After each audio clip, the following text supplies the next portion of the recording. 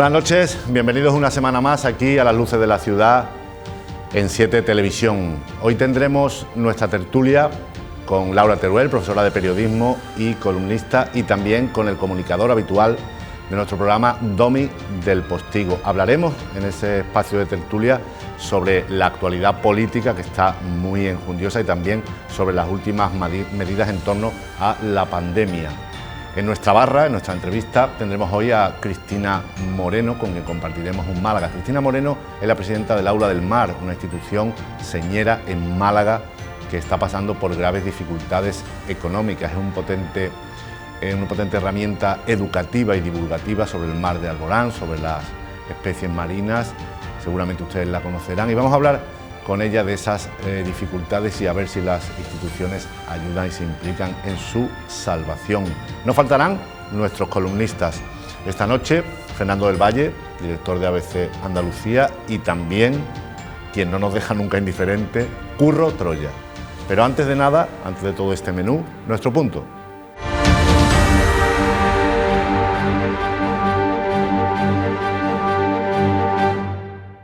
Viene la cuarta ola.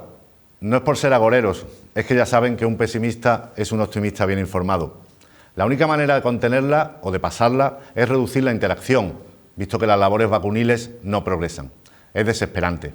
Ahora es la burocracia de la Unión Europea, antes fue la falta de previsión de las autonomías. Hay que ser prudentes y pacientes, por mucho que nos duela ver las calles sin tronos. El alcalde de Málaga ha instado a no salir mucho para dejar más comodidad a los que vienen de fuera. A continuación ha propuesto un plan antimuchedumbres. Gobernar, por definición, es no contentar a todo el mundo, pero no lo captan. Todo el mundo está descontento. Los cofrades, que no obstante han sido muy comprensivos. Los hosteleros, a los que realmente no les ha llegado, repetimos, el 90% de las ayudas que se les habían prometido por parte de muy diversas administraciones. Descontentos los que no pueden ir a otra provincia a ver a sus seres queridos o incluso a sus enemigos, pero que lo tendrían más fácil para darse un garbeo por Manchester, por Florencia. Descontentos los médicos y los cada vez más abundantes parados. Estado civil, descontento. Los casos de trastornos mentales, ansiedad, depresión, etcétera, se disparan. Esto no hay quien lo aguante. Soportamos virus, demagogia, cortoplacismo y falta de eficacia. Es un cóctel letal, por eso uno prefiere un buen Negroni o un Gillette en casa, espantando miedos y rezando para ser prontamente vacunado. Es el único remedio.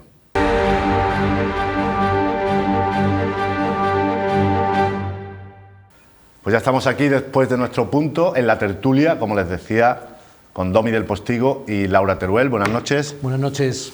Muy buenas noches. ¿Cómo estáis? Os veo radiantes. Muy bien, enormes. ¿Con ganas de primavera?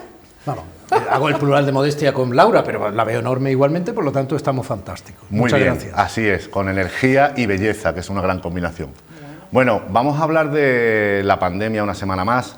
Vamos a dedicarle un rato a la primera parte de nuestra tertulia. Ya saben que el Ministerio de Sanidad, el Gobierno, finalmente casi que no planteó a las comunidades en esa reunión interterritorial la propuesta de que en Semana Santa el toque de queda, o al menos el cierre de la hostelería, fuera a las 8 de la tarde. El Gobierno un poco, no, Laura, parece que tanteó, las comunidades cada una van por su cuenta y finalmente pues las restricciones van a seguir como estaban, en el caso de Andalucía, con ese cierre a las 10:30, ¿no?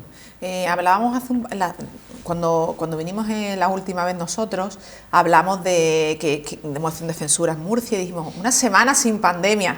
No lo echen de menos, ya volvemos a la pandemia y volvemos a la diatriba y a la guerrilla política entre que las comunidades abogan por cerrar, por restringir cuando no tienen capacidad de hacerlo, y cuando tienen se cohíben un poco más. Aquí ha habido de nuevo, la Junta hizo una petición cuando no tenía potestad para aplicarla y ahora el Gobierno es el que lo ha rechazado. Bueno, realmente es que es complicado y yo creo que había que apelar a datos científicos y ver dónde se producen contagios e intentar atajar por ahí.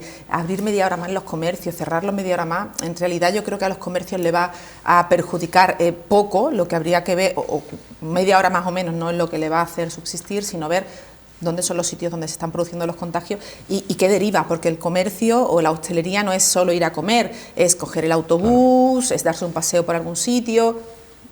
es complicado desde luego, pero yo creo que habría que apelar a algunas decisiones más racionales y científicas y sensatas que a regatear media hora o una hora más o menos. Porque es un poco el día de la marmota, ¿no, Domi? Ya está ahí asomando la cuarta ola. Sí, el Gobierno tiene la potestad del estado de alarma hasta mayo, ¿no? Si no se vuelve a revalidar, y ojalá no fuera necesario, pero me temo que ya veremos. Pero en realidad esa potestad no se ejerce desde el punto y hora en que hemos visto como una líder nata y respetada, ¿no? Como puede ser Angela Merkel en Alemania, incluso da marcha atrás, lo que creo que ha influido mucho también en las decisiones que se han ido tomando en las distintas comunidades autónomas españolas, da marcha atrás después de, a las 3 de la mañana, dar una rueda de prensa, después de esa reunión con los Länders y con las distintas, digamos, comunidades autónomas, entre comillas, ¿no?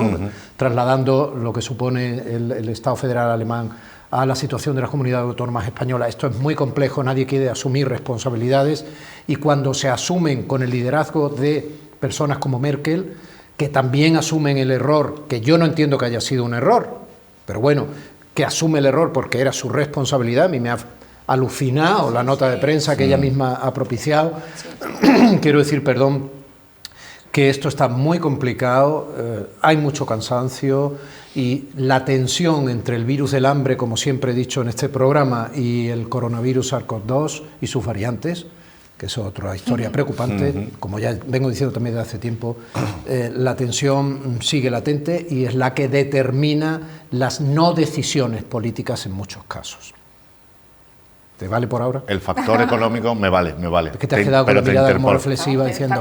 Porque estaba pensando, metabolizando lo que has dicho, y al hilo de lo que comentas también, el Banco de España ha revisado sus previsiones de crecimiento económico y da un 6 para el año que viene, cuando era que es una un rebaja. 6,8. Sí, perdona, es una y rebaja. Los presupuestos que se aprobaron en el Congreso son para un 9. Luego, peor, me lo pones. La tasa de paro, 17% claro. Llegará. Y todavía estamos con el sostén artificioso de los ERTE. Esto está complicado, lo sabíamos. Yo ayer estaba en una reunión con varias personas, ¿no? Una reunión con mascarilla, con distancia y en una terraza. Entonces, es curioso porque alguien, que además yo le tengo mucho respeto y que su opinión de pronto defendió de manera visceral que se mantuvieran abiertos los bares, que se mantuviera la movilidad, pero claro, su familia está comiendo de eso. Todo se ve y no es punible su opinión desde mi perspectiva, que yo no como de eso. O sea, encontrar un equilibrio es muy complejo, ni yo puedo culpar a quienes comen de eso de las muertes cuando se produzcan. ¿Me explico? Sí. Esto es endiablado y la culpa la tiene el virus. Entonces, lo que ocurre es que tomar decisiones en este mapa es muy complejo. ¿Quiénes quedamos entonces en esa complejidad? Nosotros, todos los ciudadanos. Si están abiertos los bares y no vamos, da igual que estén abiertos los bares. Si están abiertos los bares y vamos, pero cumplimos las normas de seguridad, no pasa nada porque estén abiertos los bares.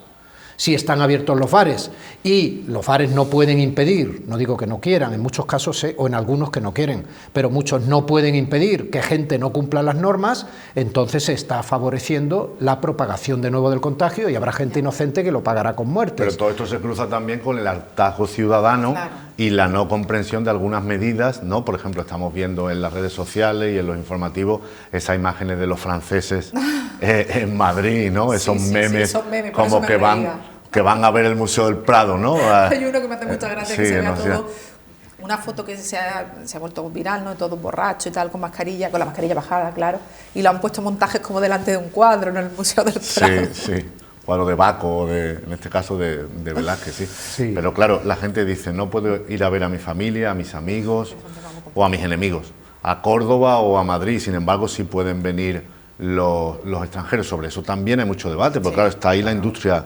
turística. Ese es el debate que ha llevado al rifirrafe de lo que ha dicho el alcalde, cómo se han utilizado sus declaraciones y la respuesta que le ha dado Teresa Rodríguez, apuntándose a un carro relativamente fácil por otro lado, desde su perspectiva, para ir calentando el ambiente y ella posicionándose, ¿no?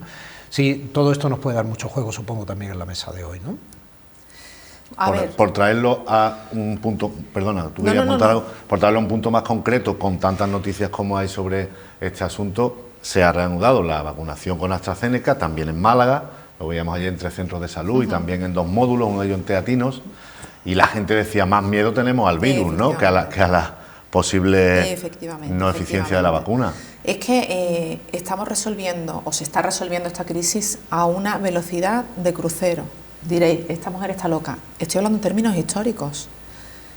Un virus que existía de antes, pero que causa una pandemia en marzo, enero de 2020, y en 2021 esté vacunada el 5% de la población malagueña o andaluza, no estoy segura, son unas cifras estupendas.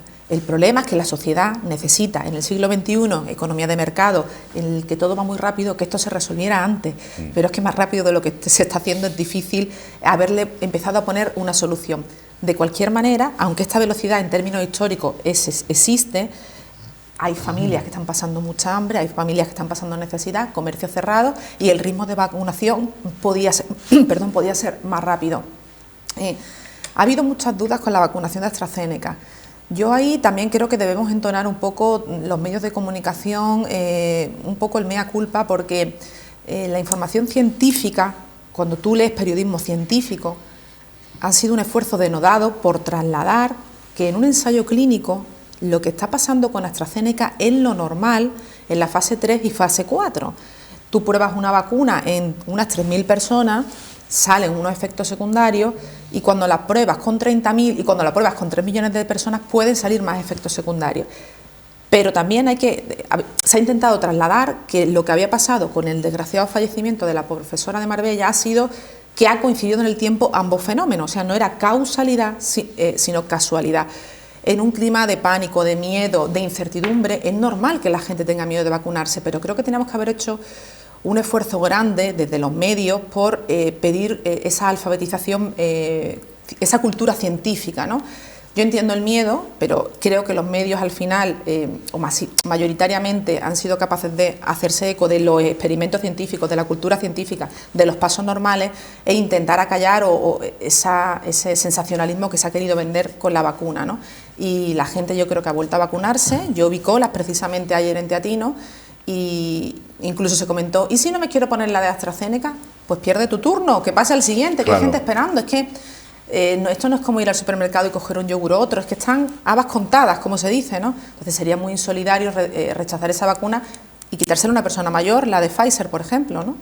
Claro, la estadística también está ahí todos los años por vacunación infantil. En millones de niños pues hay alguna víctima, ¿no? Lo malo es que la estadística te toque a ti. Eso es lo terrible, ¿no? Claro. Y los medios muchas veces, lo hagamos bien o mal, estamos para elevar sobre la melé lo que es inusual, claro, una muerte, pero una muerte desgraciada que al final no tenía que ver con la vacunación, ¿no? Pero es un caso que hay que darle también a la opinión pública. Digas lo que digas, para mucha gente siempre tendrá que ver. Y la sospecha cuando no es razonada puede ser razonable, ¿eh? Y en este caso puede ser razonable. Seamos valientes, digamos las cosas como son. Pero tomada como argumento, por ejemplo, de colectivos perniciosos como los antivacunas, por ejemplo. Vale, pero ese es otro tema. Claro. Ese es otro tema. Pero evidentemente la familia de Pilar, cuando vio cómo estaba empeorando con síntomas que son perfectamente parecidos o similares, o eran, o por culpa de la vacuna o lo que sea, y una mujer que estaba sana, o sea, nunca le vas a quitar de la cabeza que evidentemente esto es ahí. Y eso es una duda razonable, sí, es razonable, no digo que esté razonada, pero es razonable, somos seres humanos. Súmale a eso el descrédito que han ido acumulando la clase política y nosotros. Entonces, que eso es algo notorio que caracteriza nuestro tiempo también. No quiere decir que el periodismo haya sido virgen, impoluto, perfecto y no perfectible a lo largo del tiempo, ¿no? Hay figuras como William Randolph Hearst, que propició Ciudadano Kane, ahora que va Mank a los Oscars, ¿no? Por si alguien tiene interés, o muchas otras figuras del periodismo que hacían sensacionalismo, que utilizaban los medios. Sí, pero el momento en el que estamos, donde el descrédito es generalizado para quienes no son de una tribu, les importa un pito todo, excepto lo que hagan los de su tribu, es grande. Y es importante, y se suma la duda razonable. Claro que se suma la duda razonable. Entonces, no puedes ponerte otra vacuna, pero de pronto oyes que en Francia te ofrecen, si no quieres una, te ponen otra. A ver, entonces la gente dice, bueno, vamos a ver, es que allí sí, o sea, tú ves sumando pequeños eslabones, ¿vale? Entonces, a lo mejor, desde el principio, la vacunación debiera haber sido obligatoria. Es un debate. ¿Por qué no se han interesante. atrevido? ¿Por qué no se han atrevido? Cuando tú te pones un antibiótico, en los efectos secundarios del prospecto, que suelen ser cada vez más kilométricos, Claro. te ponen cosas que da miedo. Casi conviene no leerlo. Pero te pones Casi el conviene antibiótico, no leerlo. pero te pones el antibiótico y al ponértelo no te das cuenta de que estás asumiendo que tú seas ese 0,000001, ¿eh? Así vivimos y efectivamente, como bien lo había explicado Laura, así son también las vacunas. Mientras más tiempo pase, sumaremos más efectos secundarios, aunque esos efectos que te obliga la Agencia del Medicamento y te obliga la Organización Mundial de la Salud a ponerlos, sean tan minoritarios que desde el punto de vista estadístico son irrelevantes Son para despreciables. invalidar una campaña. Pero claro, todo el mundo dice, ¿y si soy yo el Y si me toca a mí, 0000? hombre, si es normal, Entonces hay que decirle, Bueno, pues mire pero, usted, y si usted lo es cuando toma anticonceptivos, que es mucho más Efectivamente, alto, que para causar y si usted lo es trombos. cuando toma algún tipo de antibióticos, que es bastante más alto, pues sí, pero sin duda alguna el tema está ahí, la gente lo piensa y lo siente, ¿vale? Entonces, Pero es una incertidumbre como la vida misma también, ¿no? Claro, Como los accidentes se llaman, ¿no? Accidentes, claro. Claro, vamos a ver, Katy Díaz, esa preciosa niña que era una campeona atlética de surf, estaba en la tabla, una niña con 19 años, estaba en la tabla y le cayó el rayo encima y la ha matado. Entonces, de estas noticias que salen como en broma, díselo a su familia. ¿Cuál es la probabilidad de que pase eso? Madre de Dios, pues, dice jajaja, te ríes. Sí, ellos no se ríen, claro. Sí, es una macabra lotería también, ¿no? A la que estamos expuestos. Bueno, vamos a escuchar al primero de nuestros columnistas, al director de ABC Andalucía, a Fernando del Valle, y su espuma de certeza.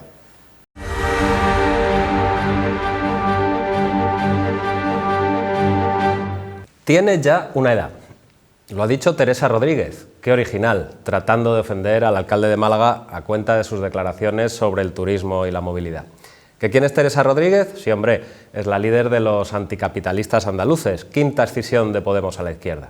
Si aún necesita mapa, déjelo de Rocito de una vez y busque la vida de Brian, que en algún sitio la pondrán, seguro. Quizás Monty Python le ayude a entender cómo están las cosas en el ala zurda de la política española.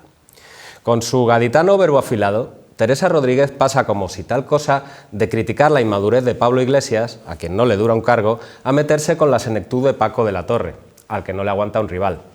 Cabría preguntarle quién considera con capacidad suficiente para hacer política, pero mejor evitamos las comparaciones.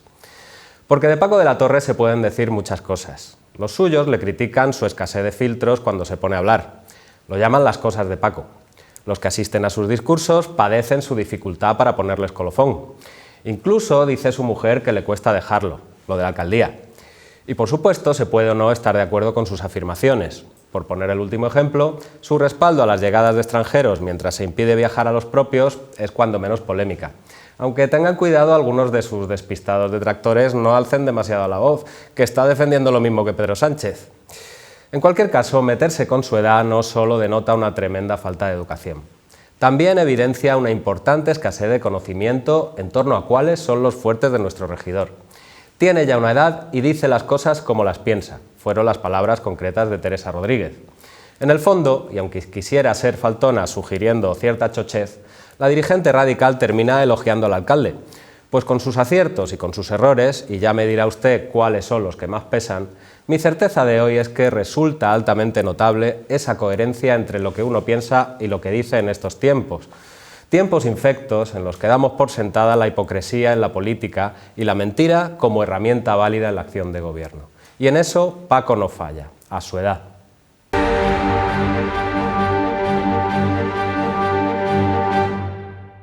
Pues las cosas de Paco. Ahí estaba glosando esas declaraciones de Teresa Rodríguez, de anticapitalistas, respecto a Paco de la Torre, que ha entrado de lleno en este debate sobre el turismo, ¿no? Y que hizo unas declaraciones un poco a primera vista extrañas sobre que dejáramos sitio, más o menos, que restringiéramos nuestra movilidad para que estuvieran más cómodos los de fuera, ¿no? Claro.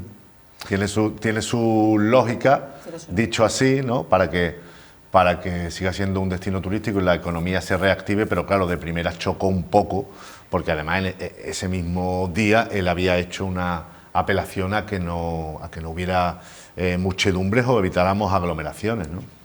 Sí, no sé, empiezo yo, Laura, comento. A ver, aquí hay muchos perfiles, es muy interesante, sí. Ha planteado y ha recogido un poco, Fernando, sin saber de qué estábamos hablando, el espíritu de algunos de los mensajes que estábamos dando, tanto Laura como yo, como tú, José María. Aquí hay Luego varios... también podemos apuntar si esas declaraciones de Teresa Rodríguez llevan un poco implícito, como sugería Fernando, esa descalificación un poco... Sí. Un poco... Sí. Chunga, ¿no?, de la edad, ¿no? Como sugiriendo chochez por parte del alcalde, así lo decía también Fernando. Sí, muy peligrosa porque eso está... Yo no digo que ella tenga tendencias eugenésicas ni muchísimo menos, pero está en la base de lo que algunos opinaban respecto a la aplicación de la vacuna, ya que hablábamos de la vacuna, que era perder el tiempo, empezar por los mayores, porque efectivamente era una población de todas maneras que tenía menos tiempo de vida y todo eso, que a mí me aterra y creo que es un inmenso error, porque una persona en un día de su vida puede hacer más que en sus 90 años. Hombre, está claro. Y no sabemos ese día de su vida cuándo se va a producir. Entonces, cuidado con eso, ¿eh? Y tampoco vamos a ir persiguiendo a quienes 90 años para ver quiénes están todavía capacitados y disciernen y quiénes no. El alcalde está eufórico desde que Biden es presidente. Hombre, bueno, pero quitando ya, el otro día creo que lo hablamos aquí también, pero quitando a Obama y a Bush hijo, pero la tradición de presidentes norteamericanos han sido siempre personas muy mayores, muy mayores. O sea, en líneas generales han sido siempre personas ancianas. Pero vamos, que descalificar a alguien en función de su edad no, además, yo creo no es argumento político, digamos. No, ni argumento político ni debe hacerse ni del otro, ni del otro. Ni debe hacerse nunca. Porque dicho uno, esto desde nuestra juventud. Claro, uno no puede evitar tener la edad que tiene. De nuestra juventud. No, pero uno no puede evitar tener la edad que tiene. Luego, si no es un mérito o un demérito que uno haya trabajado, pues hombre, no es honesto ponérselo en evidencia, ¿no? No creo que sea correcto tratar de insultar a alguien por la edad que tiene. No creo que lo sea, y creo que el alcalde de Málaga es una persona que tiene la edad que tiene y la lleva muy bien y está completamente lúcida. Pero también creo que hay una etapa laboral y luego hay que dejar paso a la nueva generación, y no solo en el PP, Creo que no hay que dar una falsa apariencia de que uno puede estar trabajando en lo mismo que hasta toda la vida, hasta los 75 años, porque creo que es contraproducente incluso para el mercado laboral. Entonces, creyendo que las palabras de Teresa Rodríguez han intentado ser una crítica que, como ha dicho Fernando, le han salido un poco desviado el tiro, también creo que todo el mundo tiene derecho a jubilarse y vivir una jubilación tranquila y dejar paso a las nuevas generaciones. De todas maneras, es que además las declaraciones de Teresa Rodríguez pueden ser acertadas, pero metiendo ese componente de zaherir a alguien por su edad ya quedan un poco opacadas o invalidadas. Yo creo que hay una Teresa Rodríguez que a mí me parece una mujer interesante y creo que... Teniendo derecho también a decir que ciertos representantes públicos pueden ser, no sé si el caso de La Torre, un poco pesaditos, ¿no? Tanto tiempo en el candelero. Bueno, es que son imbatibles, eso es lo que le molesta más a ella, creo yo. Pero es que no ha dicho eso. Es que eso estaría bien dicho, pero ella no ha traído eso en ningún momento para lo que ha hecho. Se ha apuntado con cierta carga demagógica a lo fácil, y lo fácil era decir, no es el alcalde de los malagueños, sino de los alemanes, que es todo tan facilón. Quiero decir, claro, no, mire usted, no, es el alcalde de los malagueños que, contra toda corriente, diciendo lo que le da la gana, está preocupado porque los malagueños que viven del turismo, que no son pocos, claro, pues se vean más mermados todavía, sumando la falta de movilidad de los de dentro con la falta de movilidad de los de fuera. Y esto, por mucho que nos duela, es así, y esa es la verdad. Y las verdades a veces no gustan, pero eso es así. Y lo que pedía era el sacrificio de los de dentro para que parte importante de los de dentro reciban algún beneficio de los que vienen de fuera, pese al riesgo. Riesgo que se nos dicen que no existe desde el gobierno central y que también es otra tontería, porque sabemos que sí existe. Para eso no tiene que venir el del PNV al Congreso a decírselo a la cara al otro, porque esto se está convirtiendo en un chiste inmenso, ¿no? Entonces, eso es así. De incierto final. Se ha equivocado. Y respecto al alcalde, insisto, ha dicho lo que le ha dado la gana. Yo soy de las personas que creen en la limitación de mandatos, lo he dicho muchas veces, se lo he dicho incluso a él, y cosa que le honra luego no devolverme la palabra, pero vamos, y lo sigo diciendo aquí, pase lo que pase, y lo sigo diciendo aquí, pase lo que pase.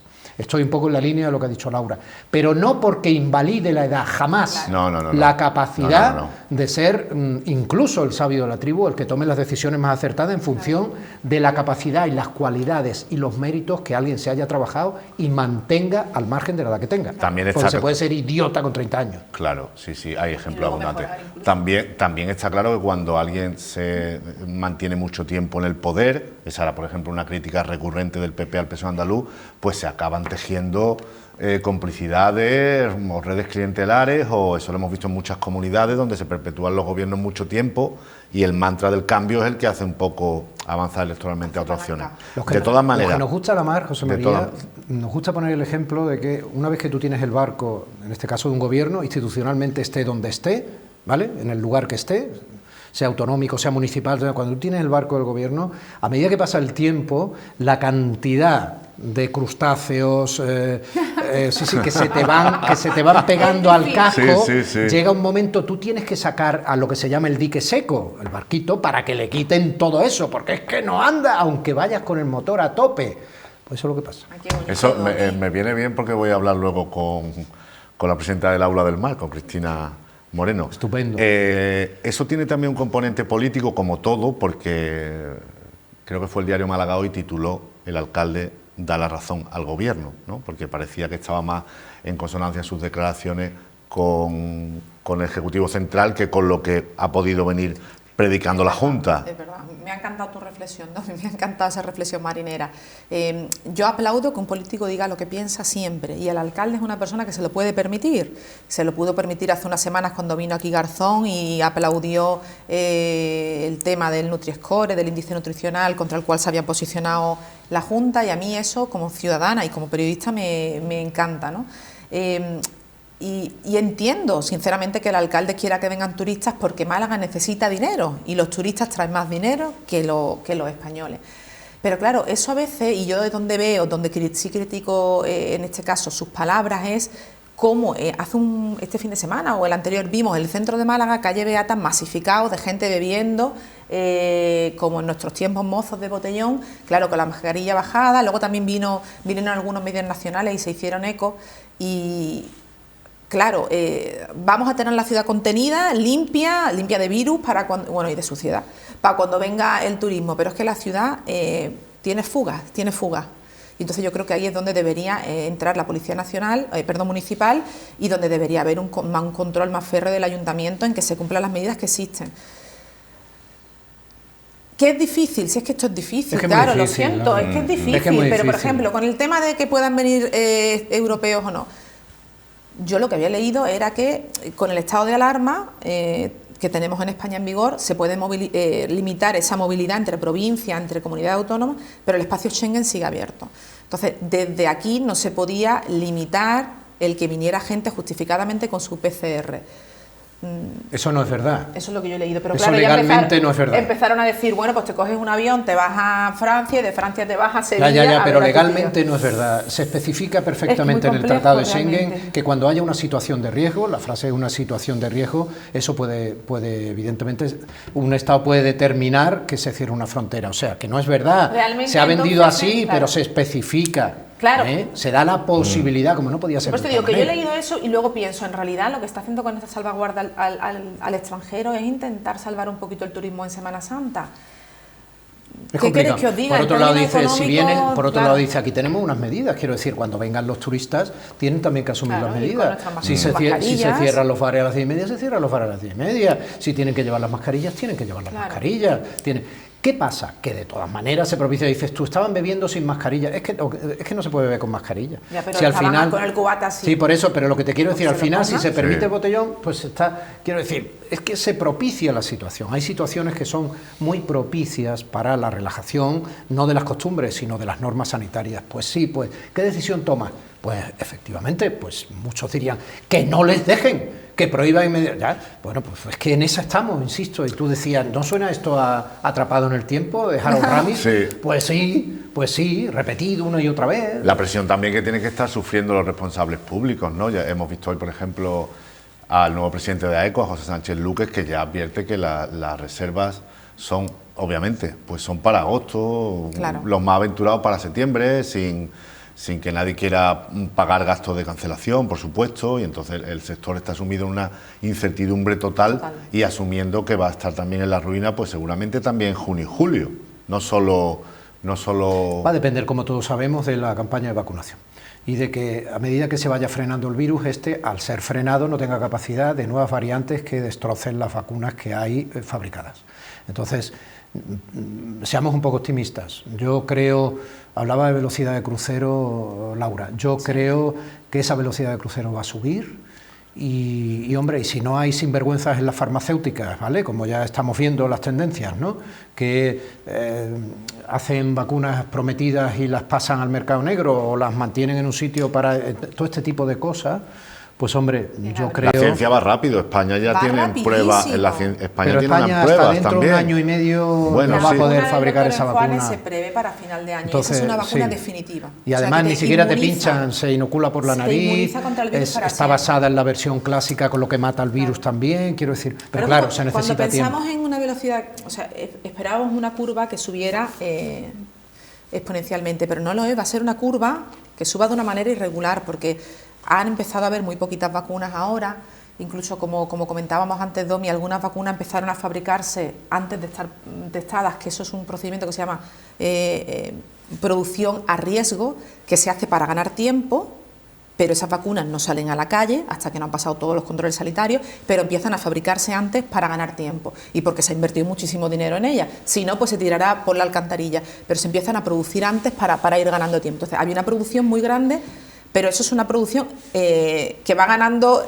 con el tiempo, cada vez se produce más. Entonces, se espera que en abril llegue a España una cantidad de vacunas muy grande, no solo de AstraZeneca, sino sobre todo Pfizer, Moderna y Janssen, y en abril empieza realmente la curva a subir. ¿Qué tenemos hasta ahora vacunados? Pues fuerzas y cuerpos de seguridad, personal sanitario, docente y bueno, y un gran grupo de gente pequeño, pero... La mitad de 80 años, no, tenemos poco, tenemos muy poco. Pero también no lo he mencionado todavía. También con respecto a las profesiones, un contingente de caraduras también. Sí, pero faltan todas las personas mayores, que desde luego para mí el caballo de batalla es que se vaya vacunando hasta las personas de 60 años, que se llegue hasta las de 60. Ha nombrado Laura Janssen. Janssen es la clave. O sea, ¿por qué? No porque sea Janssen o Johnson & Johnson o Bond me llamo James Bond. O sea, no, es que estamos todo el día sin querer también haciendo publicidad a todas las farmacéuticas que también han sido regadas con dinero público y debieran comportarse, insisto, de una manera muchas veces más seria y más cumpliendo los contratos. No, a ver, Janssen es que es una sola dosis y vendrán más, pero es que con una sola dosis, una vez que están testadas y parece que ya la Agencia del Medicamento lo habla, con una sola dosis tenemos solucionado, la velocidad de crucero es doble. Es brutal. Es absolutamente. Entonces, sería bueno, por eso digo, merece la pena ser un poco optimistas. Y visto en perspectiva, como decía Laura, es que, hombre, solo tenemos una vida, la verdad, pero visto en perspectiva, si todo esto se arregla en 2 años, es poco tiempo, o sea, la ciencia... Pero necesitamos arreglarlo antes. Hombre, necesitamos que porque el agujero ya es muy grande. Claro que sí, y la desesperación, es muy grande. Y los traumas es que son muchas cosas, esto está dejando muchas secuelas y se irán notando cada vez más. Necesitamos arreglarlo antes. Y solo creyendo en eso, yo creo que se arreglará antes. O sea, no nos relajemos, vamos a intentar arreglarlo antes. Un último esfuerzo. Es un último esfuerzo y no nos cansemos, que no tenemos derecho a cansarnos. Que hay gente que ha sufrido mucho y otra que ya no está aquí. En efecto. Entonces vamos a tratar de... Y llegarán, y vamos a ver, antes no había PCR, es que no hemos acostumbrado tan rápido a todo. PCR, ¿qué PCR? Si aquí no hacía la PCR a nadie, ¿qué PCR? No había ni mascarilla. No había ni mascarilla. Pero bueno, si no se podía poner una bufanda porque decían que uno llamaba la atención y que lo que hacía era alarmar, y nos lo dijeron a la cara. No había mascarilla disponible. No había. Pero es que te decían que no alarmaras. Para terminar con un detalle lúdico festivo, cuando empezamos a salir en la calle en abril, mayo, yo me crucé con un señor que llevaba puesto el casco de un sujetador y las tirantas del sujetador para atrás. Y a mí me dio ternura porque dije, este hombre se quiere poner una mascarilla y no puede el pobre y se ha puesto lo que pillaba. Pues bien hizo. Claro, lo que pilló en su casa. Imaginación. Claro, bien hizo. Y fíjate, tendremos entonces PCRs, tendremos las nuevas pruebas estas de detección que también van a ser más fiables, más rápidas, no solo la del test de antígeno, que es fantástica, pero no funciona si no tiene síntomas, es mucha febrilidad, etcétera. Tendremos más pruebas, tendremos más gente vacunada, ¿no? O sea, ¿por qué no vamos en verano a tener? Y luego tendremos una cantidad de gente que no ha perdido su trabajo o que está en sectores que no han sufrido, que ha ahorrado mucho, ¿eh? Que estás deseando gastar, Domi. Claro, está necesita moverse, necesita vivir, necesita consumir. Vamos a... Sí, ojalá vengan unos nuevos años 20. Que nos conocemos pero tenemos que alcanzar una inmunidad grande en todo el planeta, porque, entre otras cosas, la industria turística de nada nos vale estar aquí vacunados, Claro. Si la gente que viene no, ¿no? Le pasa a Israel, que tiene Hombre, 70 puntos de vacunados. Pero los pobres ¿dónde van a ir? Claro, si no pueden salir. Sí nos vale, José, si nosotros estamos vacunados, Sí, no te van a mandar al hospital, o sea, no, estás vacunado, estás Nos protegido. vale de mucho, entiéndeme. Nos vale. Pero para un vale. mundo Exterior. interconectado y turístico hace falta que esté la mayor parte de la gente vacunada, que puedan venir y podamos movernos con el libertad. mundo hay que vacunarlo entero, evidentemente, para que no se produzcan fugas y no haya agujeros de vulnerabilidad por los que de pronto penetre de nuevo el virus. Pero vamos a ver si estamos vacunados. Luego iremos estudiando cada cuánto hay que vacunarse. Esa es otra. Esa es otra, pero nos hemos quedado sin tiempo en esta parte. Vamos a hacer una pausa breve. Ha sido culpa fundamentalmente de Laura. Ya estamos. Volvemos enseguida. Ahora regresamos.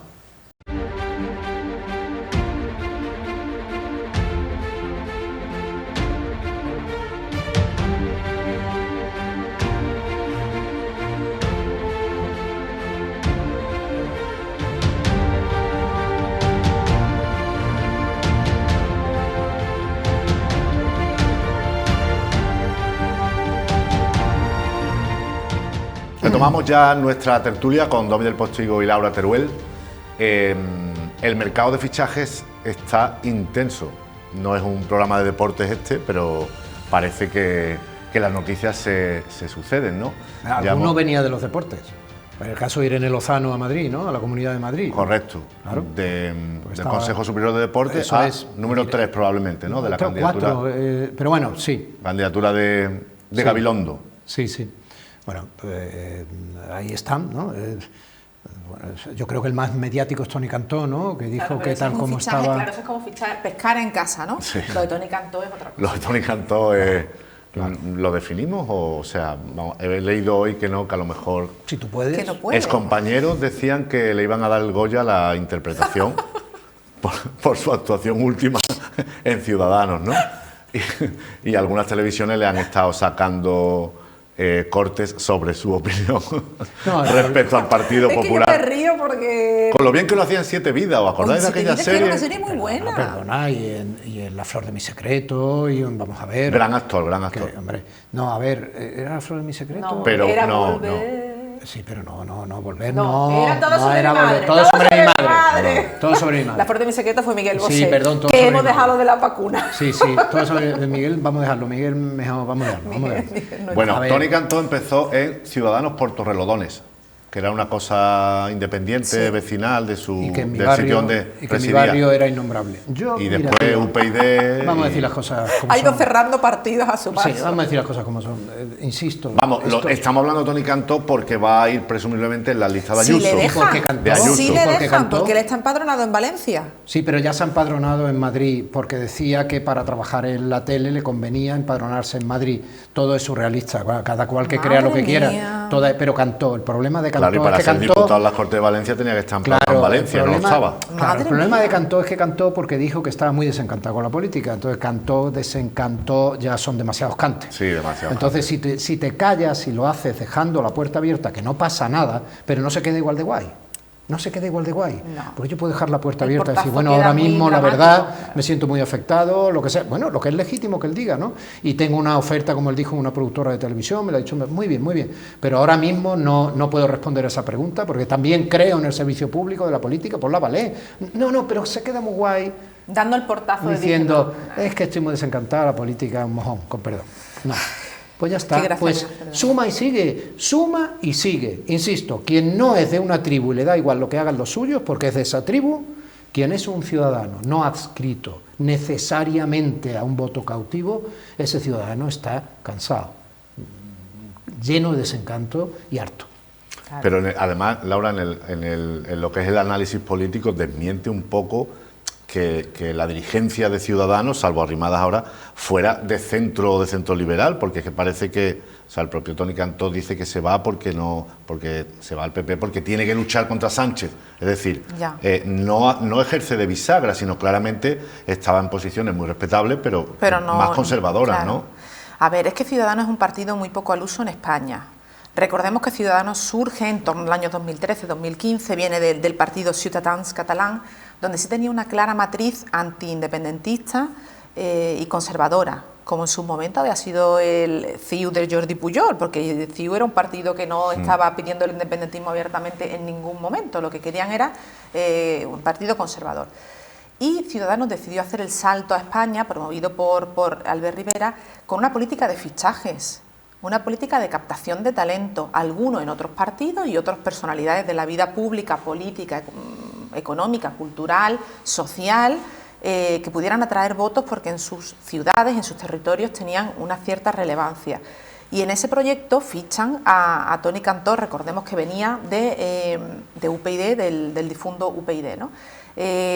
La adscripción de muchas de las personas que estaban en Ciudadanos ahora, como hemos visto, era una adscripción profesional y no ideológica, y entonces esos son profesionales a los cuales les da igual ejercer dentro de un partido que otro, siempre que no discrepe mucho con su conservadurismo, y no realmente representan esa adscripción centrista, pactista, con la que en un primer momento se definió el Ciudadano, la que el Ciudadanos ha dado muchos bandazos, pero bueno, en líneas generales Ciudadanos vino a regenerar la política, como dicen los modernos.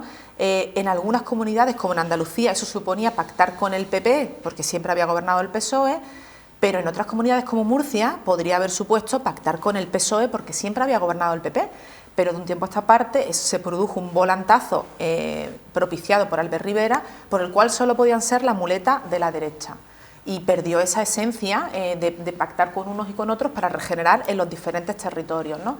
Y parece, bueno, pues que se están yendo de Ciudadanos todos los que en realidad querían ser del PP, pero flojito, suavecito.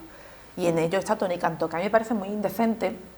Yo entiendo, perdón, igual que Fran Hervías, bueno, ese tipo de gente que uno se puede ir de la política y decir, sigo siendo una persona con vocación política, pero no me encuentro representado en Ciudadanos, ¿no? Pero no, él dio un portazo muy digno, me vuelvo a la profesión de actor, como si las películas Banderas le estuviera esperando para su próxima película, Almodóvar le estuviera esperando, ¿no?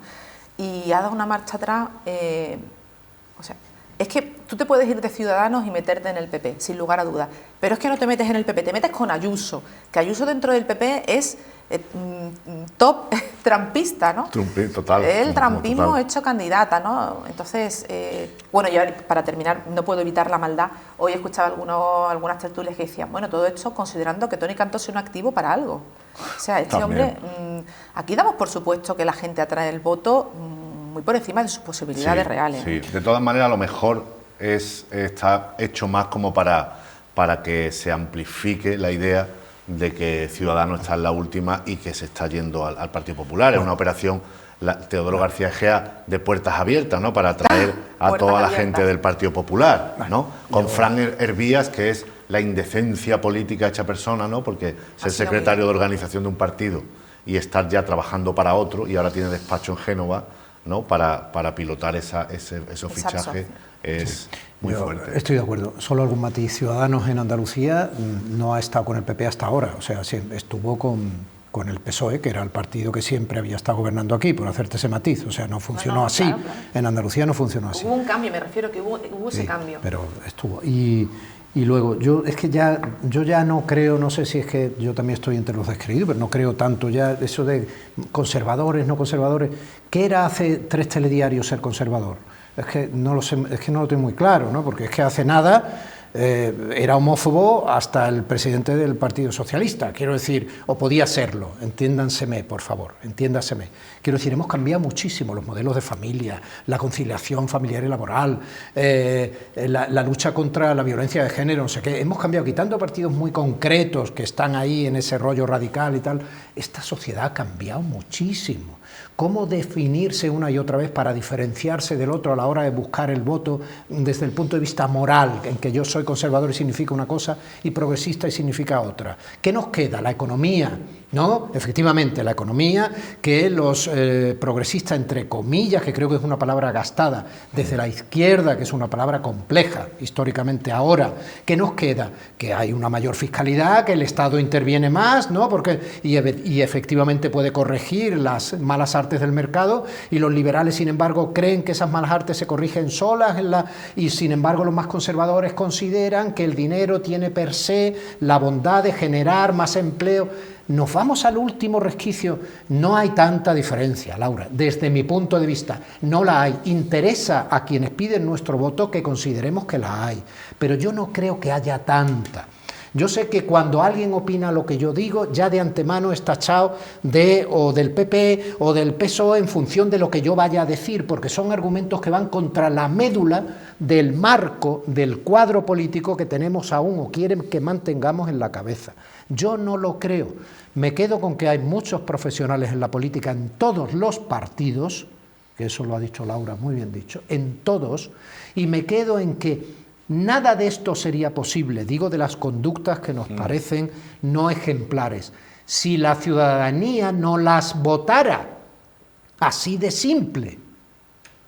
Luego, ellos saben que cuando mienten a las claras, que cuando no les aguanta una hemeroteca, que cuando no tienen verdadera conducta de la que diferenciarse del otro partido que se supone que es tan diferente, etcétera, el ciudadano se lo permite. Pues vamos a tener una reválida muy interesante, ¿no, Laura?, con estas elecciones de Madrid, donde la ley electoral marca que con un 5% entras, y entras con más o menos con 7 escaños, y por debajo del 5%, pues pierdes todo, ¿no? Hay otra ley electoral en el País Vasco del 3%, por ejemplo, pero la de Madrid, pues la barrera está un poco más arriba. Entonces, ahí vamos a tener la reválida. Si Ciudadanos desaparece de la Asamblea de Madrid, parece claro que podría ser ya su extinción casi definitiva, del mismo modo que también se la juega Pablo Iglesias, ¿no? Totalmente. Que puede ser un poco la reactivación de Podemos y de su carrera política Claro, no. Es que realmente... Muy interesante también Gabilondo, excluyendo lo del pacto, nosotros, ¿no? A ver, yo vivo las elecciones con una mirada científica y entonces las disfruto muchísimo.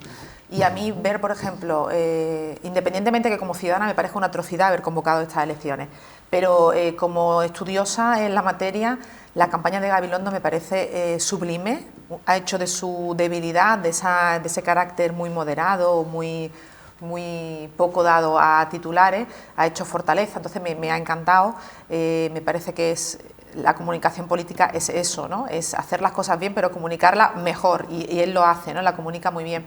Y luego la decisión de Pablo Iglesias de salir del Congreso me inquietó, lo he tenido que pensar, he tenido que leer mucho para entenderla, y realmente Podemos es un partido muy de Madrid.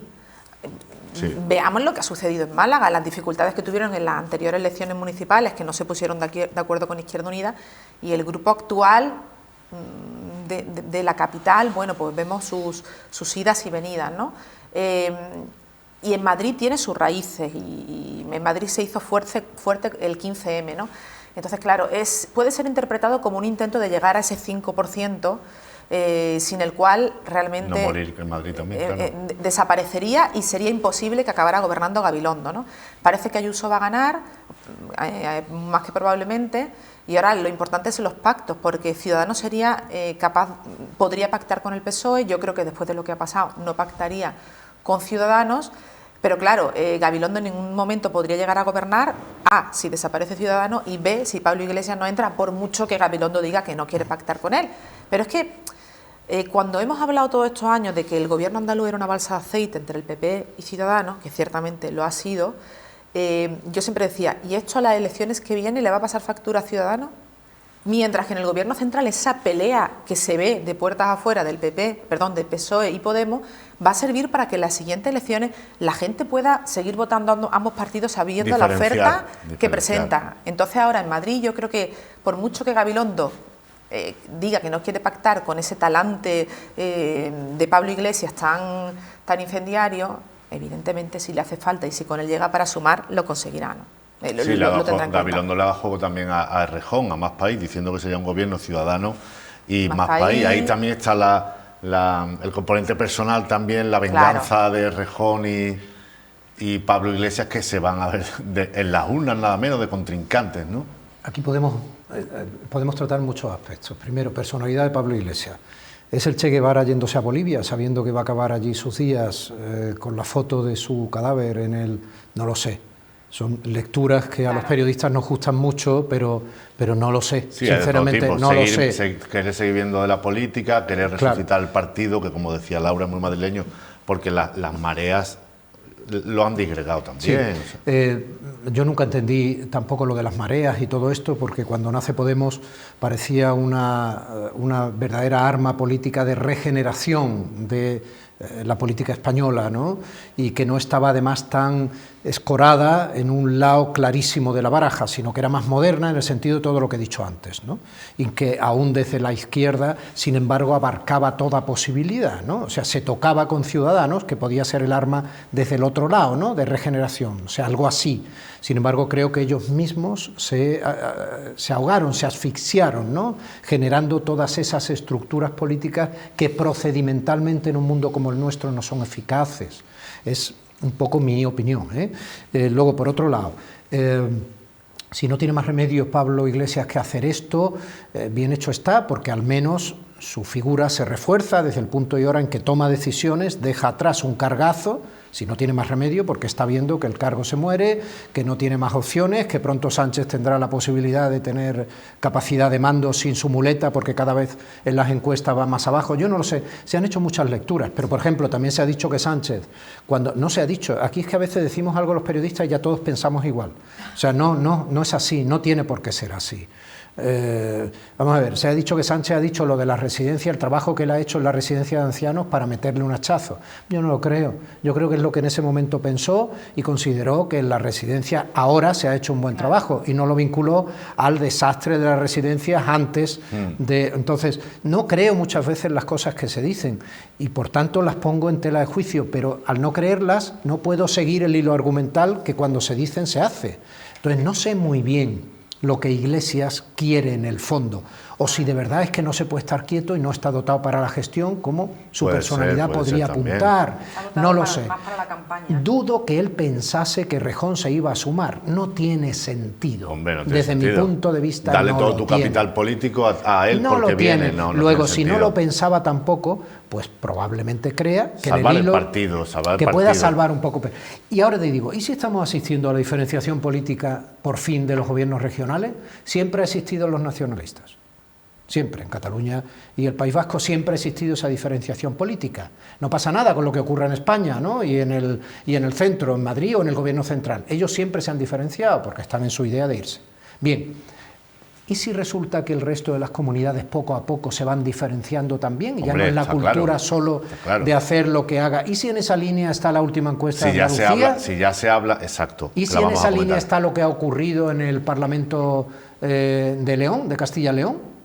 Porque ahí sí que llevaban 30 años también y habría tenido sentido quitarlos del mapa por parte de, como se hizo aquí en cierto modo, con la coalición contra casi 40 años de gobierno de un partido único, ¿no? Entonces, ¿por qué? A lo mejor resulta que es que sí puede haber ciudadanos Castilla-León, que yo no lo sé, que lo iremos viendo, pero a lo mejor resulta que lo que pase en Madrid no va a definir todas las comunidades autónomas. A lo mejor ya estamos atomizados a la hora de tomar determinaciones, incluso de votos, que diferencian como hacen Cataluña y País Vasco del resto del gobierno central. Es que están haciendo a lo mejor sus sistemas políticos en las comunidades, es decir, en el propio Madrid, que se puede hablar incluso de un cierto nacionalismo, entre comillas, madrileño, incluso por parte de Ayuso, también hay un partido propio, Más Madrid, que en Madrid no va a ser nacionalista, pero sí puede ser regionalista, ¿no? Entonces hay partidos que ya son de un sitio y que las elecciones autonómicas no siempre son un sucursalismo de los partidos nacionales. Lo que pretende hacer Teresa Rodríguez aquí, ¿no? Lo que pretende hacer Teresa Rodríguez aquí, claro. La encuesta le dice que le va a salir regularcito. Bueno, vamos a comentar esa encuesta. Venga.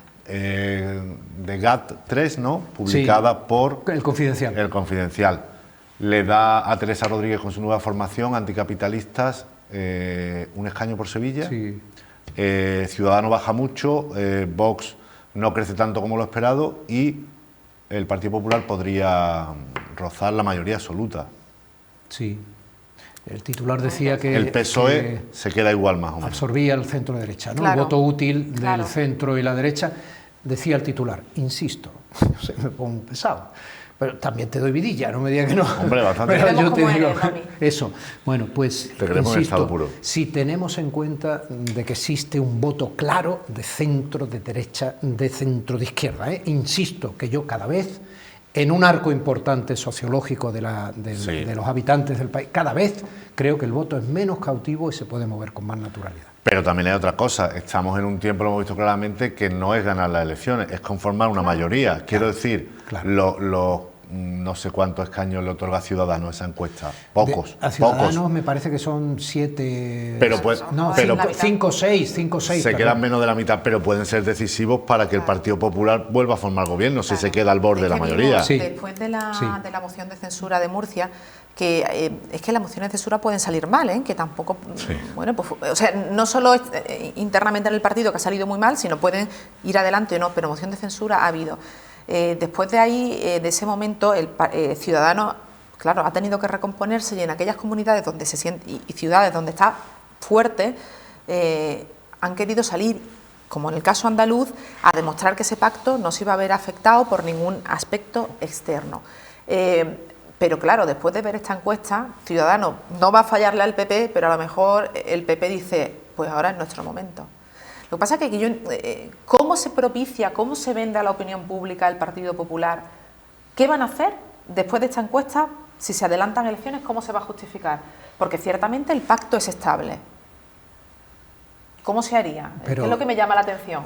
Aquí os reísteis mucho cuando yo dije lo de que se podían adelantar las elecciones en Andalucía, lo pasamos bien. Al PSOE le pillan con el pie ahora cambiado. ahora ya no para de hablarse de eso. Al resto de la Sí, pero izquierda, creo que desde un luego, poco le pillan pronto, con el ¿no? pie cambiado. Sí. Pero ¿cómo se justifica esto de cara al resto Claro. de la Pero ¿por qué crees tú, das por hecho? ¿Por qué se tiene que justificar? ¿Das por hecho que se van a adelantar? No. ¿Tienes algún...? No, entonces... porque es verdad que esta encuesta le da muy buen resultado al presidente. Es una encuesta, ¿no? Es Sí, una encuesta. para poder, pero claro, ¿con quién gobernaría? ¿Solo con Ciudadanos llegaría? Depende. ¿O tendría que meter a Vox? Porque Depende. entonces le saldría, antes no he querido decir la expresión, lo voy a decir ahora, le saldría el tiro por la culata.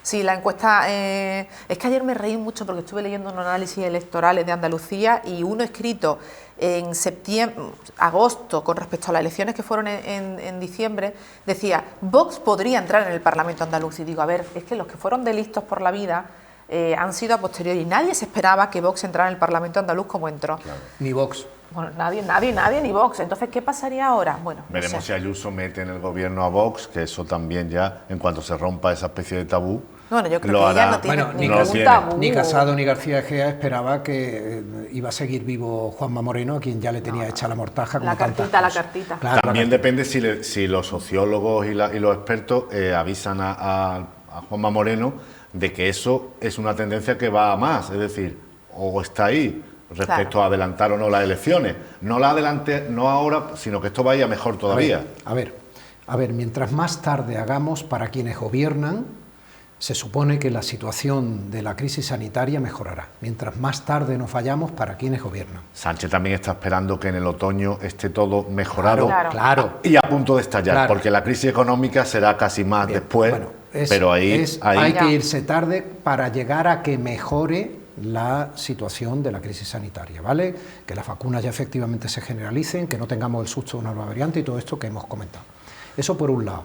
Por otro, tú puedes gobernar con Vox, pero no es lo mismo que tengas 50 diputados en el Parlamento andaluz Puede que gobernar tengas con Vox, 26. entre comillas. No, un momento, que no es lo mismo. ya gobiernan en Murcia, son tráfugas pero son de Vox. Bien, vamos a ver. Es difícil gobernar con sí, Vox. Sí, pero te quiero decir, no es lo mismo, o sea, acredita una fortaleza si esto es así.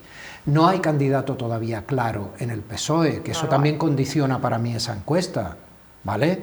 Y ahí tienes un candidato claro que preconiza a alguien hoy en un artículo en el Diario Sur con una fuerza sorprendente al final del artículo.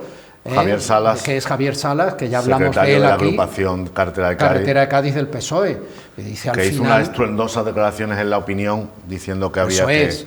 Bueno, pues sustituir a Susana Díaz. hoy finaliza su artículo en El Sur diciendo, viene a decir, sí hay un candidato que sería capaz de tal. Juan Espadas. Además, lo dice. da datos que hay medio millón de votos de diferencia casi entre dos elecciones en el PSOE Sí, en Andalucía. que es fundamental. Las de Susana autonómica Sí. y las después Que es fundamental. generales. Él concluye que mucha Que gente por la se quedó. candidata. Claro. Sí, él hace un análisis, la verdad es que se le ocurre, hace un pormenorizado análisis, dice incluso 2010, cuando menos votos sacó el PSOE, pero que Bueno. era otra situación, etcétera, ¿no?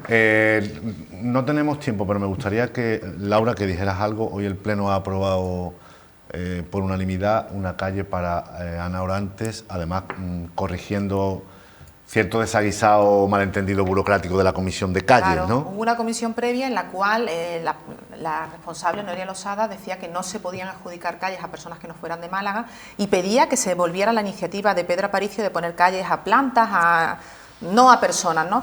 Pero luego el alcalde ha salido diciendo que sí, que por supuesto Málaga es una ciudad contra la violencia de género, y Ana Orantes es una imagen icónica de cómo en Andalucía y en España hay una concienciación contra este problema a raíz de su crimen, ¿no? Entonces el alcalde lo ha dicho, el pleno lo ha votado por unanimidad y se ha dicho que no se puede cambiar la decisión de la comisión, pero que se va a instar a que se haga, lo cual es un tema legal y procedimental, pero que se va a hacer, y que por tanto en Málaga puede haber calles que no sean para personas que han nacido aquí, lo cual, bueno, pues se ha debatido el nombre de otros compañeros que podemos traerlo a colación, que no han nacido en Málaga, pero que tienen una Gonzalo trascendencia Fausto y José Antonio para Fría, la figura, para la vida de la ciudad. En el acta de la Comisión de Calle figura que en su demérito está no haber nacido en Málaga. Es un argumento estúpido y peregrino para una ciudad cosmopolita.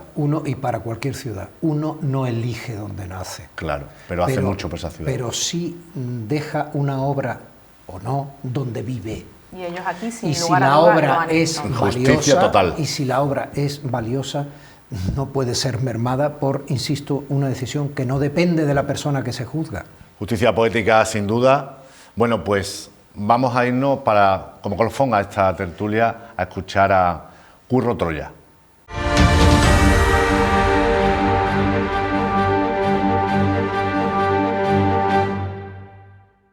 El alcalde de Málaga ha afirmado que prefiere sacrificar la movilidad interna de la población española en beneficio de la llegada de turistas. Según su particular lógica, los extranjeros vienen a nuestro país porque tenemos mejores números en incidencias. Es decir, que obligándonos a nosotros a no movernos, les garantizamos a ellos un espacio más seguro, porque para de la Torre ellos vienen a dinamizar la economía. Dicho de otra forma, nuestra salud le importa al alcalde una higa. Lo único que le interesa es que nuestros números pandémicos sean buenos para que, pongamos por ejemplo, turistas de Francia y Alemania puedan llegar a Málaga o Madrid y así, como vemos en los informativos, utilicen nuestro país como si fuera el burdel de Europa, mientras ustedes los ven quietecitos desde sus balcones. Tiene una lógica aplastante el abuelo Paco. Mientras escuchamos este tipo de exabruptos, la ciudadanía lo que quiere es vacunarse. La gestión que ha hecho la Unión Europea y sus gobiernos con el tema de las vacunas está siendo simple y llanamente un enorme fiasco. Todo el país puede hablar en ese patio de corrala tecnológico que son las redes de las Infantas, de Rocío o de cualquier otra carnaza que se distribuya para alimentar polémicas. Pero nada de eso sustituye, reemplaza o disipa a la pandemia, y lo que la mayoría de los ciudadanos quiere, repito, es vacunarse. ¿Les queda claro a nuestros gestores públicos? Así que permítanme que les exija desde aquí que se guarden sus lógicas absurdas para sus nietos y vacunen ya a toda la población.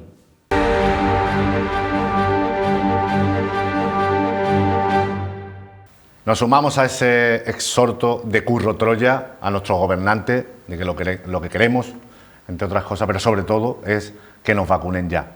Domi Laura, muchísimas gracias. Gracias a ti. Buenas noches, Y que nos un placer. vacunen. Buenas noches. Yo me voy para la barra a tomar un Málaga en nuestra sección de entrevista con Cristina Moreno, que es la presidenta del Aula del Mar. Ahora les veo.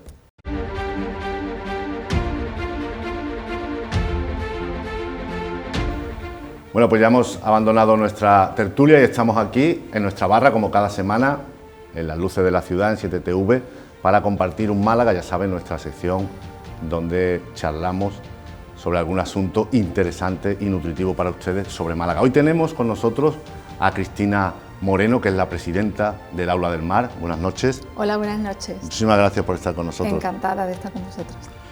El Aula del Mar es una institución conocida seguramente por todos ustedes, que lleva más de 30 años realizando una gran labor en Málaga, una labor de divulgación de lo medioambiental, también de recuperación de especies marinas, de estudios, todo lo relacionado con la naturaleza marina, pero que está pasando por dificultades, ¿no, Cristina?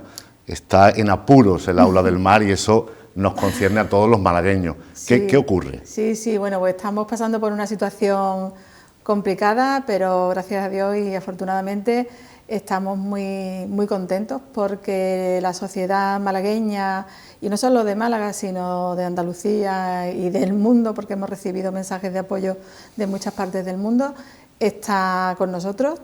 Y sobre todo, bueno, pues ahora todavía estamos más contentos todavía porque las instituciones también se están volcando con nosotros para ayudarnos. Entonces eso pues nos está dando mucha fuerza y mucha energía para seguir adelante. Bueno, recapitulemos. El Aula del Mar tenía un problema económico derivado del confinamiento y también de más asuntos, y una deuda, ¿no?, por la sede que está en el Palmeral. Sí. Y las instituciones pues queríais que se comprometieran, ¿no?, sí, a aportar económicamente. Sí, esa es la situación. Nosotros tenemos, antes de la pandemia, pues teníamos algunas dificultades porque vivir de la educación ambiental y hacer rentable lo que es la educación ambiental y un museo, pues no es nada fácil, es muy complicado. Nosotros hemos estado durante 23 años en el edificio de la Cofradía de Pescadores. Allí, bueno, pues hacíamos toda nuestra labor y no pagábamos alquiler, solamente pagábamos 1 euro al año durante estos 23 años, ¿no? Un alquiler simbólico totalmente. ¿Qué ocurrió? Bueno, pues que con el plan estratégico de la ciudad, pues nuestro edificio en la Cofradía de Pescadores se echó abajo, se demolió y bueno, pues nos quedamos sin sede. Y en aquella época, pues la Junta de Andalucía se comprometió en darnos un edificio, ¿no?, un equipamiento. Desafortunadamente o afortunadamente, todavía no lo sabemos, el edificio que se nos asignó fue en el que estamos actualmente, en el Palmeral de las Sorpresas, en el Muelle 2. Pero el gran inconveniente para nosotros fue que, bueno, pues algunos meses antes o semanas antes de la firma de ese convenio, en esa época, pues nos comunicaron que teníamos que pagar un alquiler bastante alto, unos 4.000 euros aproximadamente, ¿no? Tuvimos que, bueno, firmamos en ese momento y hemos hecho todo lo posible por pagar las mensualidades y por estar al día, pero eso no ha sido siempre posible. Hemos ido recuperando y cada vez que hemos podido hemos ido pagando nuestro alquiler allí en el edificio, pero los gastos son múltiples, el mantenimiento de aquel edificio es tremendo. Por deciros un dato, el gasto de luz ahora en primavera, con el funcionamiento de aires acondicionados, pues puede llegar a superar los 1.600 euros, ¿no? Entonces nuestra capacidad económica por nuestra actividad pues no da para tanto. Entonces, aunque hemos hecho todo lo posible por estar al día y pagar el alquiler, hemos mantenido una deuda con Abra pues importante y bueno, y estamos en vías de solución. Con ayuda de la Junta de Andalucía y con Abra, con Juan Jesús Bernal, pues que nos ha ofrecido todo su apoyo. A ver de qué forma conseguimos solucionar esta parte. Y luego, en la otra parte, si estábamos remontando en ese momento, pues con la llegada en marzo del confinamiento, del COVID-19, pues nuestra situación todavía empeoró más. Entonces, llevamos un año cerrado. ¿Por qué? Pues porque simplemente la actividad ha caído, ahora no vienen turistas. Vuestra fuente de ingresos era el museo. Claro, nuestra mayor parte de ingresos era el museo, con la recepción de grupos escolares, turistas, visitas particulares, eventos que también hacíamos, en fin, gran parte del personal del Aula del Mar trabaja en el equipamiento del Palmeral de las Sorpresas. Que son 17 personas, ¿no? Exactamente, son 17 personas, 3 de las cuales su trabajo principal es con el centro de recuperación. Entonces, esas personas están fuera de ERTE en este momento, son las únicas que hemos podido rescatar, y el resto pues todavía permanecemos en esa situación de ERTE por fuerza mayor, porque la actividad no se ha recuperado ni tenemos previsiones por ahora de que se recupere. ¿Os habéis reunido con el alcalde? ¿Os dice algo? Sí, muy bien, estamos muy contentos porque no solamente tenemos el apoyo de la ciudad de Málaga y los apoyos que antes he comentado, sino que se han sumado a esa lista de entidades e instituciones que apoyan al Aula del Mar, tanto el Ayuntamiento de Málaga, abanderando su alcalde, don Francisco de la Torre, y también la delegada de Gobierno, Patricia Navarro, con la que ayer mantuvimos una reunión. Y son entidades, la Junta de Andalucía está convencida de que el Aula del Mar debe continuar, y entre todos pues hemos formado un grupo de trabajo para poder solucionar. Claro, porque vosotros lo que queréis que más que una aportación puntual haya un convenio para que se garantice un poco la supervivencia, ¿no? Decíais que unos 150.000 euros por institución, a lo mejor, ¿no? Más o menos, sí, anualmente, ¿no? Sí, esa es la idea. Nosotros sabemos que una ayuda puntual de dinero, eso no nos va a beneficiar, porque podemos salvarnos por un tiempo, pero no nos va a dar ni estabilidad ni permanencia. Entonces queremos algo un poco más profundo, algo más completo, ¿no? La idea es pues realizar un convenio de colaboración con varias entidades, el Ayuntamiento de Málaga, la Junta de Andalucía y también con Diputación Provincial, para que consigamos la reapertura del Aula del Mar y una estabilidad. Es un convenio que nosotros solicitamos que sea 4 años, para ser capaces de eso, de que el Aula del Mar permanezca con tranquilidad y que nos dediquemos a lo que nosotros nos gusta hacer y sabemos hacer, que es pues actividades de educación ambiental, de tema de recuperación, en fin, todo. Bueno, están ustedes de testigos que los políticos se han comprometido a salvar el Aula del Mar, queda este programa como testimonio, a ver si es verdad que se implican, porque además no solo ha causado mucha solidaridad en gente de Málaga, ¿no? Tenéis apoyo de gente de fuera, nuestro compañero de La Opinión, Alfonso Vázquez, que ha promovido un poco también esta campaña, me comentaba que mucha gente de todos puntos de España quiere que el Aula del Mar se salve, ¿no? Sí, bueno, manifiestos, etcétera. Es tremendo, tremendo. Alfonso Vázquez, vuestro compañero, sembró la semilla, y la semilla pues ha germinado de una forma increíble, y ahora bueno pues hay muchas personalidades y muchas entidades de todas partes del mundo que nos manifiestan ese apoyo. Vaya, lo más sorprendente fue que un colegio de México nos mandó el otro día un vídeo dando apoyo al Aula del Mar. Incluso una directora de un colegio de París pues también nos envió un apoyo. Todo lo decía en francés, excepto la parte de salvemos juntos al Aula del Mar. Bueno, y cuéntanos, ¿qué se puede ver en ese museo? ¿Qué instrumentos educativos, divulgativos? ¿Cómo es? Bueno, pues el Aula del Mar, yo sé que la conoce mucha gente, muchos colegios y muchas personas de Málaga y de fuera de nuestra provincia. Y bueno, pues allí es un centro de interpretación, un centro de educación ambiental, y lo que tenemos, bueno, pues es todo lo relacionado con el mar de Alborán. El museo contiene piezas únicas y piezas aportadas por malagueños, a los que estamos muy agradecidos, y desde aquí me gustaría enviarles un mensaje de agradecimiento, porque muchas personas siguen estando y otras pues desgraciadamente no están ya con nosotros, ¿no? Pero el museo es de Málaga, porque el Museo del Aula del Mar es de todo, y eso es lo que nosotros, ese es el valor que tiene el Aula del Mar de Málaga, ¿no? Que es de toda Málaga y de todos los que nos quieren, porque está formado por piezas y por especies que nos han ido aportando desde la ciudad de Málaga. Entonces es nuestro mayor tesoro. Claro, es conocer el hábitat que tenemos ahí al lado, el hábitat marino, ¿no? También ha habido recuperación de especies, ¿no? Muchas veces salís en la prensa porque hay a lo mejor una especie, un animal o un ejemplar de alguna animal y se recupera ¿no? Sí, nosotros bueno tenemos el Centro de Recuperación de Especies Marinas Amenazadas, que está funcionando, bueno, gracias a la aportación de la Diputación Provincial y el Ayuntamiento de Málaga. Y lo que hacemos es eso, pues la recuperación, aparecen tortugas varadas, tortugas marinas varadas, y nosotros pues hacemos todo lo posible por rehabilitarlas, y pasan un tiempo con nosotros, y ahora bueno pues en cuanto llega la primavera, suben las temperaturas del agua, el animal bueno pues se devuelve al mar. Próximamente, posiblemente en el mes de julio, pues tengamos alguna suelta de alguna tortuga marina, en la que os invito a que participéis. Siempre esa foto es muy interesante, porque además el Aula del Mar y el Museo Alborania puede ser un complemento ideal para Málaga, ¿no? Como oferta también turística y complementaria de todos los museos, los incentivos culturales. Claro que ¿no? sí, La es el cultura único. marina o marinera. Exactamente, eso es lo que nosotros contamos desde el museo.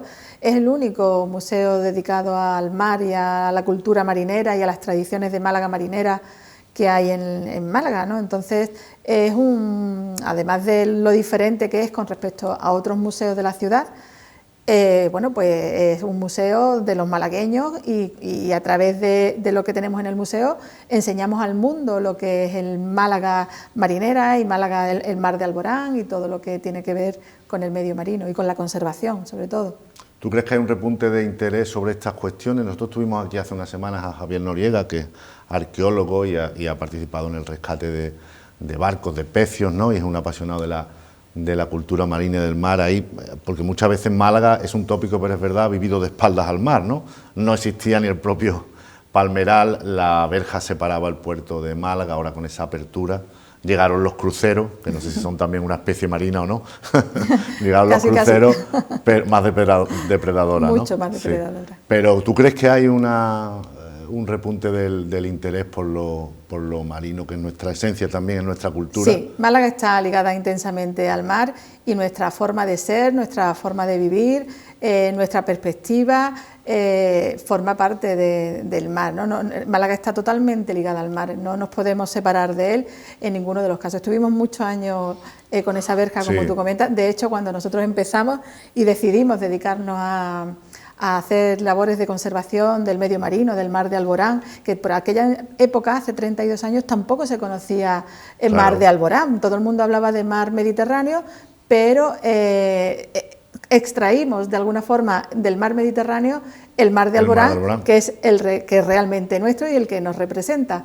Y la verdad es que, bueno, pues fue, mi familia me decía, pero bueno, a ver, pero ¿cómo te vas a dedicar a algo que no existe? Que era algo muy surrealista en esa época, nadie, es verdad, vivíamos de espaldas al mar. Inventar un mar, desde luego, parece un oficio surrealista y muy poético también. ¿En qué contexto nace el Aula del Mar? Hace 32 años, que había muchísima menos conciencia ecologista, medioambiental, ¿no? Y cómo es la idea, cómo nace. Bueno, nosotros estábamos en aquella época, cuando éramos jóvenes, estábamos estudiando, éramos 5 amigos y 4 compañeros y yo. Y bueno, pues la verdad es que teníamos bastante inquietud por temas de conservación. Somos de Málaga, vivimos en la ciudad y notábamos esa falta de conexión con el mar de Málaga, ¿no? Incluso la estatua de Manuel Agustín Heredia pues estaba de espalda al mar. Entonces, pues la idea era esa, recuperar esa esencia nuestra, porque todos los pobladores pues han llegado desde el mar. Entonces, habría que recuperar esa esencia, ¿no? de los malagueños y su mar. Entonces, pues, qué mejor haciendo labores de conservación, actividades de educación ambiental, porque nuestro equipo, primero, ahora ya somos más, pero en ese momento, además de biólogos, hay maestros y yo, por ejemplo, soy psicóloga ambiental, y bueno, el tema, dinamizar un poco el tema de la sensibilidad y de fomentar esa conciencia de conservación y de protección hacia las especies y los espacios marinos. Y a lo largo de estas 3 décadas habéis tenido una buena travesía, quiero decir, con dificultades, pero habéis mantenido, ¿no? Siempre ha habido cierto apoyo institucional, pero también habéis logrado funcionar, ¿no? Sí, bueno, no ha habido un año igual que el otro, la estabilidad ha brillado por su ausencia, pero eso daba igual, siempre nos ha dado igual, porque nosotros lo que más valoramos es poder hacer el trabajo que más nos gusta. Entonces, demasiadas horas hay que pasar trabajando como para que encima tengamos que hacer algo que en lo que no nos sentimos cómodos y no nos gusta, ¿no? Entonces, sobre todo por vocación y porque pensamos que nuestro trabajo es de utilidad pública, pues eso es lo que nos ha ido remontando y reforzando año tras año. A veces hemos podido cobrar el sueldo, otras veces no, pero eso llega a un mundo... Marca España. Exactamente, daba igual, ¿no? Llega un momento en el que daba un poco igual. Tú eres psicóloga y tu especialidad es psicología, eres psicóloga ambiental. Sí, soy psicóloga social y bueno, desde que estoy dentro del aula del mar, desde el principio, pues sí, mi especialidad se ha ido hacia la psicología ambiental. ¿Cómo es eso? Explícanos brevemente. O sea, sí, normalmente me suelen preguntar, ¿qué hace una psicóloga en el aula del mar? Sí. Bueno, pues tenemos muchísimas funciones y además muchísima responsabilidad. Entre otras, bueno, yo me dedico especialmente a las campañas de comunicación, sensibilización ciudadana, campañas de concienciación. Elaboramos el programa de educación ambiental para que acertemos en lo que tenemos que contar. En fin, tenemos muchísimas funciones y además son muy importantes porque son las que más cerca están de las personas. Entonces, los biólogos hacen su trabajo, la parte científica y de investigación, y los maestros y los psicólogos pues hacemos esa parte de más cercana a la gente. ¿Y esa sensibilidad ha cambiado por parte del receptor también? Por ejemplo, los medios de comunicación son más sensibles a las noticias, digamos, medioambientales o la sociedad en general, ¿sí, no? Muchísimo. Desde que empezamos hace 32 años, que de vez en cuando salía alguna noticia, ahora forma parte de las portadas de muchos medios de comunicación. El calentamiento global, cambio climático, es una historia que todos los días se reciben algunas noticias. La gente está muy concienciada y yo creo que estamos preparados para resolver juntos esta situación en la que nos encontramos. Nos topamos con negacionistas, ¿no? Esto es como en las vacunas, pero hay que combatirlo con argumentación, ¿no? Claro que sí, a la vista está. La pandemia es un ejemplo de esto, ¿no? La naturaleza se ha revelado de alguna forma. Un bichito así de pequeño, un microscópico, ha conseguido paralizar toda nuestra rutina. Entonces, no hay que olvidar que nosotros formamos parte de la naturaleza y no hay otra cosa, es lo que nos sostiene, es lo que nos mantiene y lo que nos hace estar vivos. Entonces, mucho respeto con la naturaleza. ¿Tenéis previsto ya por último en el calendario de entrevistas con responsables institucionales alguna entrevista más con algún responsable para terminar de amarrar esa financiación, ese convenio para que el Aula del Mar subsista? Sí, bueno, estamos esperando una reunión con el presidente de la Diputación Provincial y a ser posible también con el presidente del puerto, porque nuestra ubicación está dentro del puerto y también es importante. Y bueno, ahora vamos a iniciar igual que hemos hecho campaña Salvemos Juntos al Aula del Mar, pues vamos a iniciar pues una campaña, entre comillas, para intentar que las empresas de Málaga pues nos apoyen también y nos ofrezcan pues su colaboración en muchos aspectos que nosotros necesitamos. Porque ahora mismo el museo está todavía cerrado o se admite pequeños grupos o cómo. No, ahora mismo está cerrado. No, los ingresos que podemos obtener ahora mismo no son suficientes como para poder mantener el edificio, ¿no? Los gastos corrientes de lo que es el alquiler, si sabemos que lo tenemos que pagar, no hay otra, pero todos los gastos corrientes que en este momento podamos evitar, pues se tienen que evitar porque no somos capaces de generar ese ingreso para mantenerlo abierto, ¿no? Entonces, debemos de esperar un poco más hasta que a ver si pronto recibimos buenas noticias por parte de las instituciones con las que estamos trabajando conjuntamente, tanto con el Ayuntamiento como con la Junta de Andalucía, y podemos contaros que el Aula del Mar se abre ya allí en el Palmeral de las sorpresas. Bueno, pues con ese deseo nos quedamos, ojalá. Cristina Moreno, presidenta del Aula del Mar, muchas gracias por estar aquí. A ver si es verdad que hay ese compromiso por parte de las instituciones y el Aula del Mar, una institución señera que hace una gran labor, puede seguir adelante. Nosotros nos vamos ya. Muchísimas gracias por su complicidad, por estar aquí en Las Luces de la Ciudad. Buenas noches.